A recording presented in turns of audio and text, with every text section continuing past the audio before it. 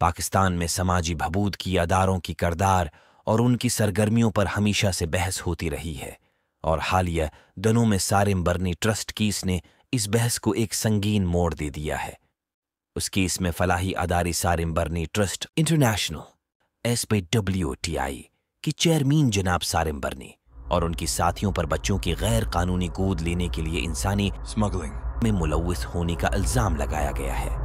सारिम बर्नी trust एक मारूफ अदारा है जो लोगों को कानूनी अमदाद फराहम करता है और ख़ानदानों को दोबारा मिलाने में मदद करने का दाविया करता है। ताहिम उस किस में ये अदारा बच्चों को गोद लेने की अमल में मबीना तौर पर मददगार साबित हो रहा था। ये केस उस वक्त अदालत में ज़ेर इल्तुआ है और जनाब सारिम बर्नी को पाकिस्तान वापसी पर गिरफ्तार करके FIA के हवाले कर दिया गया है। ट्रस्ट की जानिब से अपनी बेगुनाही पर जोर दिया जा रहा है।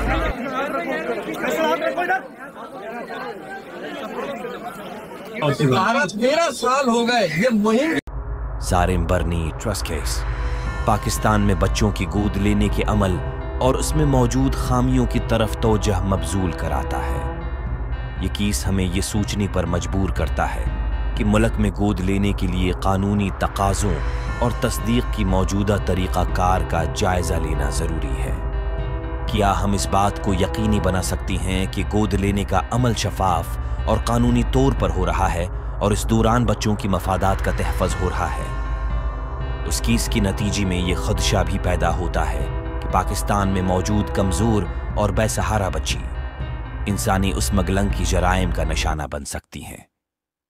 इस बात को यकीनी बनाना ज़रूरी है कि ऐसी उदारी जो बच्चों की मदद का दाविया करते हैं वो दरअसल उनकी फलाह व बहबूद के लिए काम कर रही हों, न कि उन्हें किसी नाजायज़ मकसद के लिए इस्तेमाल कर रही हों। इस मामले में एक और अहम पहलू ये भी है कि गोद लेने की अमल को कंट्रोल करने और उसकी निगरानी के लिए मौजूदा कवानीन और उनकी नफाज का जायज़ा लेना ज़रूरी है। क्या ये कवानीन मौजूदा हालात के मुताबिक हैं और क्या वो इस बात को यकीनी बनाती हैं कि गोद लेने का अमल सिर्फ बच्चों की बेहतरीन मफाद के लिए हो रहा है?